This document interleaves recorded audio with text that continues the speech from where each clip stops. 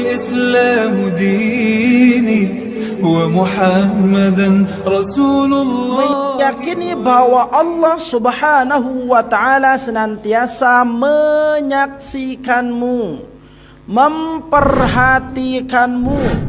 Jadi ongkun tasi tokol menghadap kiblat ba'da salat subuh, lalu kita diam dengan berzikir, hadirkan keyakinan dalam atenta bahwa sesungguhnya Allah Subhanahu wa Ta'ala maha melihat apa yang kita kerjakan. Ya, saksi yang naita. Nah, lamun arak CCTV takut itu macam-macam. Allah, pengawasan Allah itu lebih dahsyat dan lebih luas dibandingkan dengan hanya sekadar CCTV. Lamun CCTV kadang-kadang kabur gambarnya, ya kan? Dina jelas muan dengan ingas kieu cengih kieu gagah kieu tengumbe. Nah, kalau CCTV-nya Allah bukan hanya nampak zahir, tetapi apa yang ada dalam hati juga terekam di sana. Inilah bedanya dengan pengawasan Allah Subhanahu wa Ta'ala. Nah, itu yang harus kita lakukan lamun tuah tokol menghadap kiblat, muraqiban. Merasa dekatnya Allah Subhanahu wa Ta'ala dengan kita sebagai pelaku. Ya, merasa senantiasa terawasi oleh Allah Subhanahu wa Ta'ala. Nah, kalau kita sudah mampu menghadirkan Allah di dalam hati kita, kita merasa terawasi, maka kita sudah berarti mulai konsen, fokus. Nah, lamun tuah fokus, terasa sedang berhadapan dengan Allah Subhanahu wa Ta'ala, maka apa yang kita lakukan setelah itu? Wa muhallilan, barulah kita mulai bertahlil. Muhallilan ai qailan, atau engkau mengucapkan la ilaha illallah. Ya. Bagaimana metode atau cara kita bertahlil itu? Ya. Apakah dengan hanya mengucapkan kalimat la ilaha illallah, la ilaha illallah, atau seperti apa? Ya? Atau hu atau Allah, Allah, Allah, Allah, atau seperti apa? Ya. Kita dengarkan apa lanjutan dari penggalan kalimat tersebut. Ala tariqati, tentunya tahlil yang kita ucapkan, ya, itu harus sesuai atas dasar jalan, ay al-kaifiyati, ya, atau cara al-ma'hudati lil masyayikhi, cara yang diajarkan, cara yang kita dapatkan dari guru-guru kita. Artinya Nabi harus bersanad, harus bersanad. Apa si mau telekan gurun ta ino ta'amalang metode tahlil itu, metode zikir itu, ya. Nah, sehingga apa yang kita dapatkan dari guru kita itu, itulah yang kita amalkan, ya. Barulah dia akan bermanfaat, barulah dia akan berpengaruh di dalam diri kita, barulah dia membekas atau ada hasil, ya. Pada mara misalkan pelunggu ti pak dokter, ya. Lalu berobat, lu udah sedang sakit nih, berobat, pergi ke dokter. Di dokter, menundukkan diri, tawadu, lemah depan dokter. Apa anda sakit? Oh niki sakit yang selopuna sebutnya sakit hati, sakit macam selopuna sebutnya. Oh kami ada sehat, milih ini obatnya.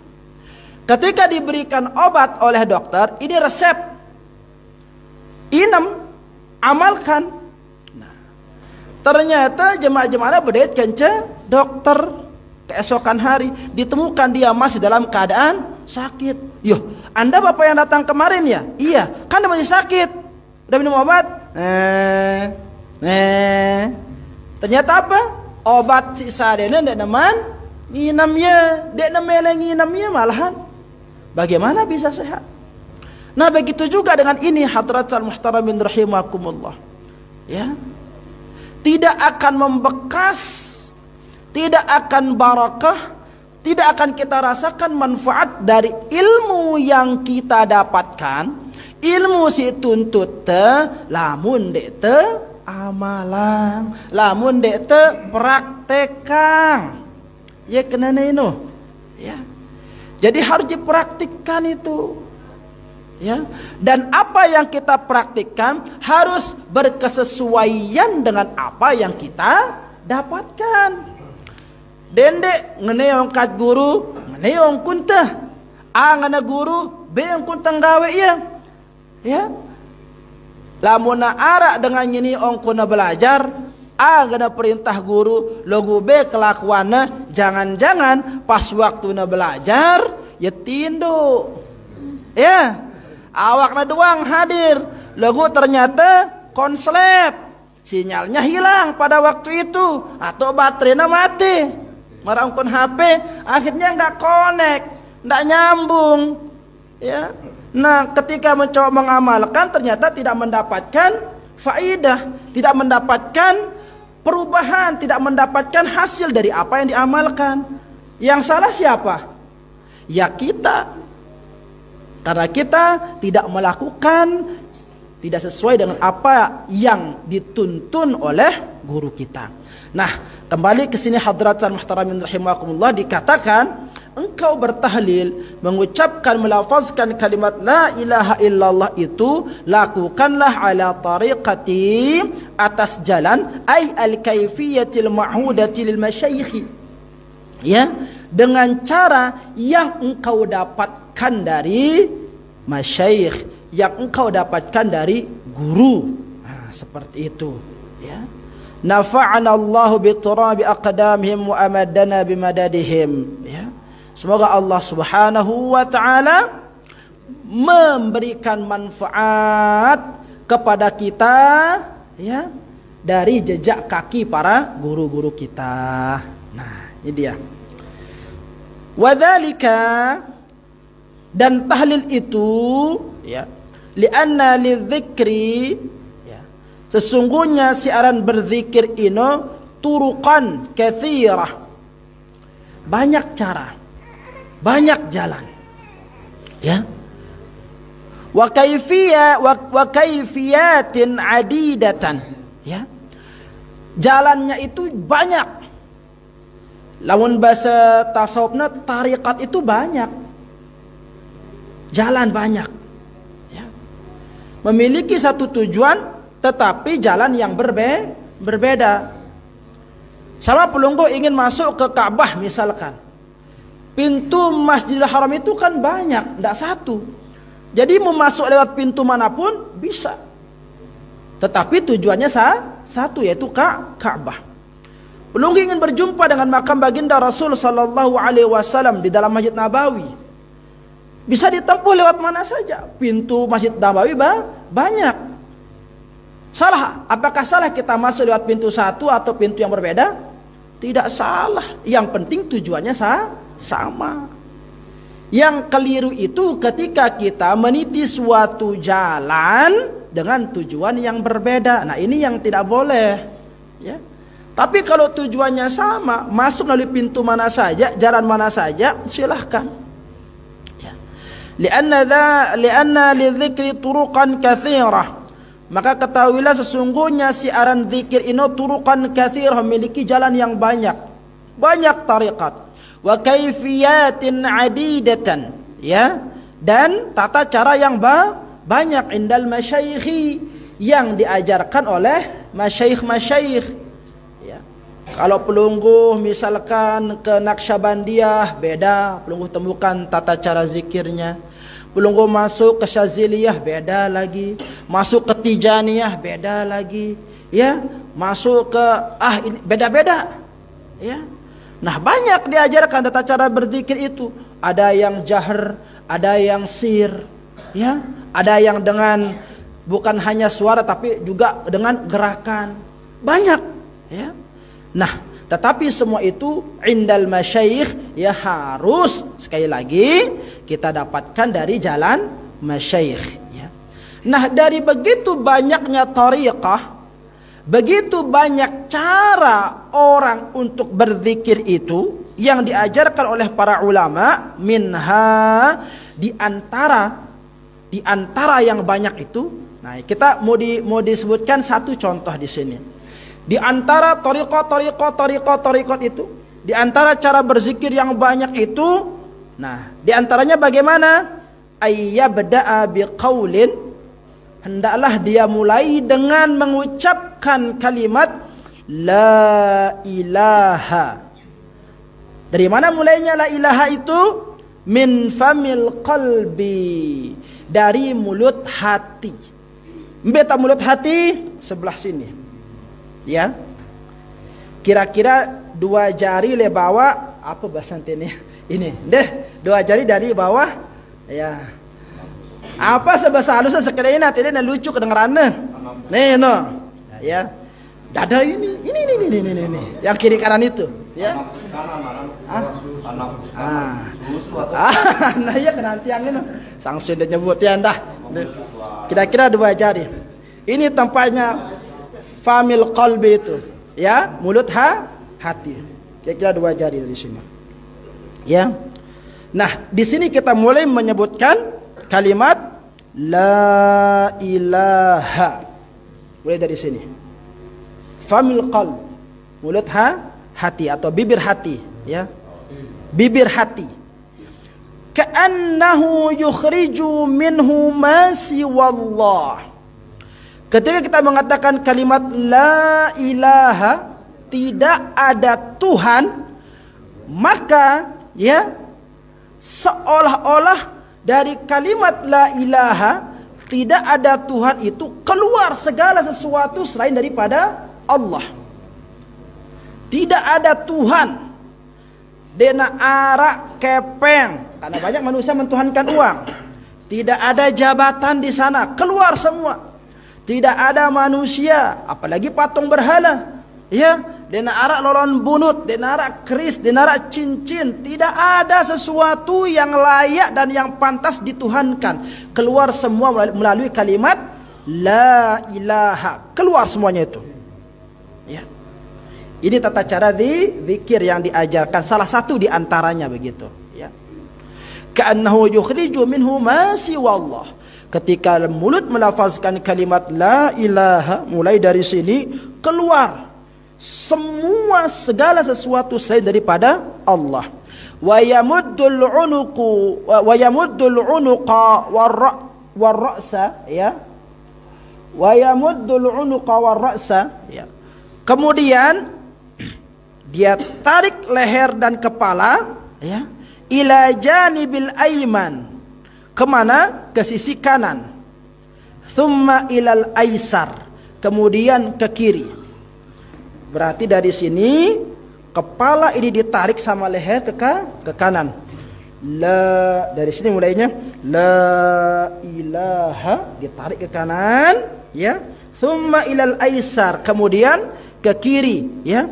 Nah, ketika kepala ini ke kiri, wa yaqribu bi kalimatin illallah ala famil qalbi, kemudian dihentakkan, dihempaskan kalimat illallah ke kiri, itu berakhir di bibir hati lagi di sini, ya.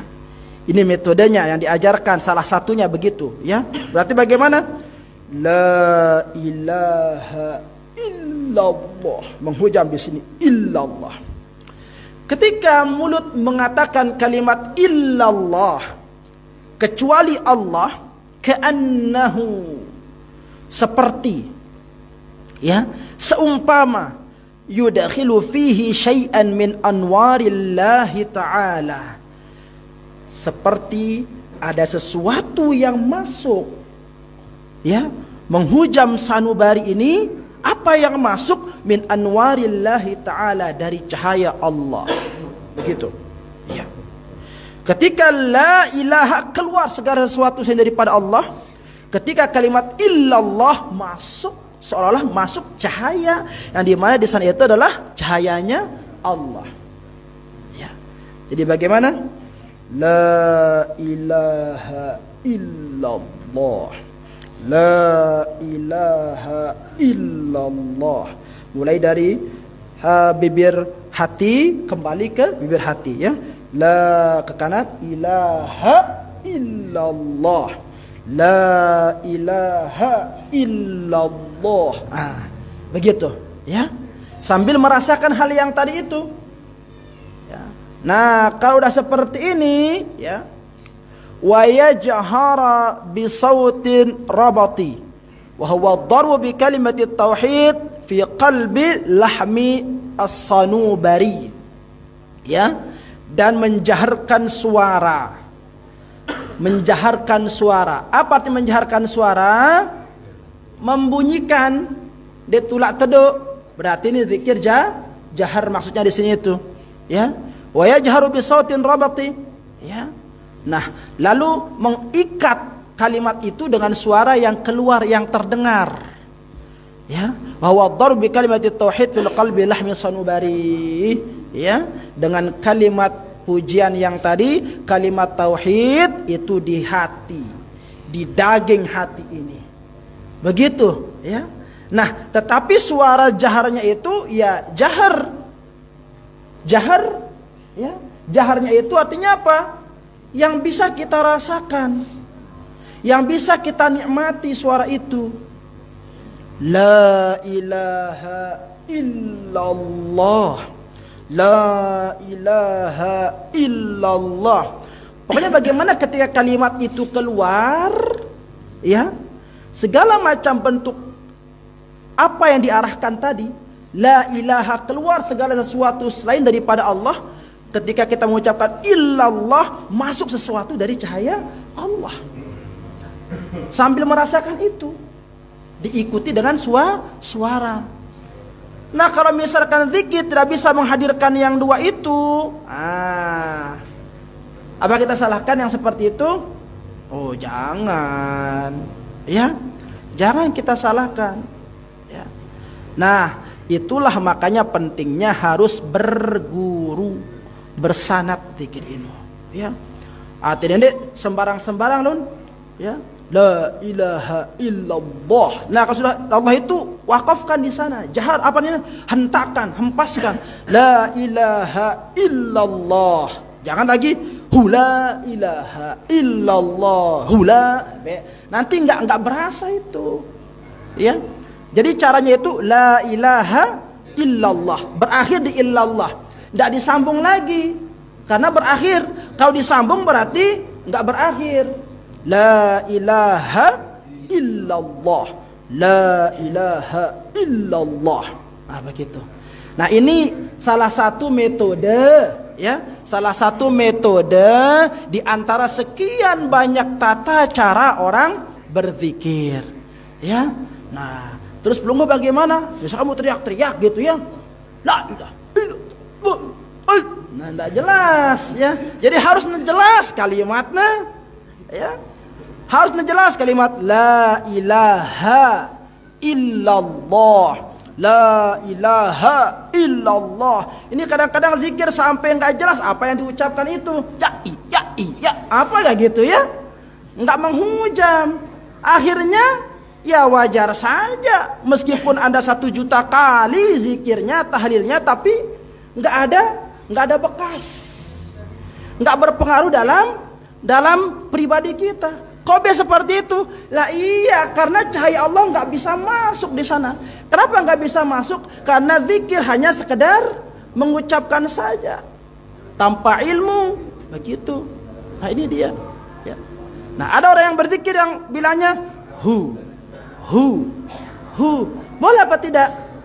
Boleh. Kalau dia mengetahui metodenya dan didapatkan tentunya dari masyayikh atau guru yang mendapatkan cara itu juga dari gurunya. Ya. Ada orang berzikir Allah, begitu kan? Beda-beda gitu. Ada yang sempurna la ilaha illallah, la ilaha illallah, la ilaha illallah. Karena ada juga mulai dari pusat. Ada yang dari pusat terus naik ke ubun-ubun. La ilaha illallah. Ada yang seperti itu. Ya. Jadi mungkin itu didapatkan dari gurunya. Ada yang itu mulai dari pusat langsung memancar ke ubun-ubun, ke otak. Lalu dia ke sebelah kanan berakhir di bibir hati, ya. La ilaha illallah. Ada yang begitu zikirnya, ya. Agak banyak gerakannya nih. La ilaha illallah. La ilaha illallah, ya. Nah, yang tidak pernah tiang lihat itu yang kayak misalnya la ilaha illallah. Nah, itu yang belum tiang lihat, ya. Nah, biasanya itu hanya gerakan kepala saja kayak gitu, ya. Nah, itu ya. Nah, ini hadratul muhtaramin rahimakumullah. Ya. Salah satu cara di antara begitu banyak cara yang ya diajarkan oleh para masyayikh, ya. Nah, sekarang kita mau cara yang bagaimana? Ya, silahkan dengan cara masing-masing. Pokoknya ngombe angkunte ante betul-betul melaksanakan zikir itu, dan zikir itu membekas di dalam diri teh, begitu. Ya. Jadi dengan khidmat, dengan menghayati dan meresapi. Jadi bukan hanya sekedar mulut, bibir yang mengucapkan la ilaha illallah, tapi usahakan juga hati ikut. Kenapa? Karena ketika kita menyebut Allah, kita menyebut nama Allah, itu zat yang kita sebut itu menyaksikan diri kita dan menyaksikan apa yang terbersit dalam hati. Jadi nggak bisa main-main, ya. Jangan mulut mengatakan la ilaha illallah lagu atente bejora, ya. Nah, Allah nggak suka yang kayak gitu. Jadi mulut itu mengucapkan kalimat la ilaha illallah, hati ini betul-betul mengesahkan, mensucikan Allah dari segala macam bentuk persekutuan dengannya. Yang pernah ajaran seperti itu, ketika bibir mengucapkan kalimat la ilaha, ya, apa yang harus ada hadir di hati kita, mengeluarkan, membuang dari ucapan itu segala sesuatu yang dituhankan, ya, segala sesuatu yang dituhankan, tentunya selain Allah. Seperti yang tadi kita jelaskan, mentuhankan benda, mentuhankan jabatan, mentuhankan harta, mentuhankan anak, mentuhankan dan sebagainya. Itu keluar semua dari kalimat la ilaha. Dan ketika mulut kita mengucapkan kalimat illallah, itu berhenti di bibir hati, ya, seraya menghadirkan, ya, sesuatu yang masuk dari kalimat illallah itu, ya, nggak ada yang patut untuk disembah, yang layak untuk dipersaksikan sebagai Tuhan kecuali Allah, sehingga masuk cahayanya Allah, nur Allah. Begitu penjelasan, ya kan, kitab lungguh dan iki. Deh. Nah, ini hadratul muhtaramin rahimakumullah. Thumma 'allala al-ityan bit-tahlil ala tariqati masyayikhi, ya. Nah, kemudian bertahlil itu ala tariqil masyayikhi, ya, tentunya dengan jalan, dengan tariqah yang kita dapatkan dari masyayikh. Biqaulihi, di dalam bait saya dikatakan litara bihi naran wa nuran hasilan. Nah, jadi kalau bertahlil itu dengan cara atau metode yang diajarkan oleh guru kita, atau dengan kata lain bersanad, ya, maka itulah yang menghasilkan apa? Engkau mampu melihat naran, api, wa nuran, dan cahaya.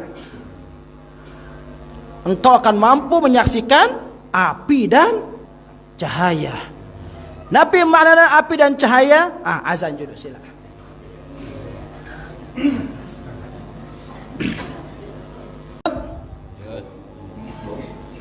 Lanjut diski doang. Lanjut jam. ثم علل الاتيان بالتهليل على طريق المشايخ. Ya. Kemudian dengan bertahlil yang kita lakukan melalui jalan yang kita dapatkan dari masyayikh, biqaulihi latara bihi naran wa nuran hasila, ya, untuk engkau bisa melihat dengan bertahlil itu api dan cahaya. Nabi maknana faka'annahu qala, ya, seperti dia mengatakan wa'ti bitahlil ala ma dzukira, ya, maka datanglah, hadirlah dengan bertahlil sebagaimana yang telah disebutkan tadi, telah diajarkan tadi, li ajli antara naran wa nuran, ya, dengan tujuan, dengan harapan engkau akan menyaksikan naran wa nuran, api zikir, cahaya zikir. Tumben berdengar nih, aran api zikir, cahaya zikir, pada, ya, pada tumben teba dengar.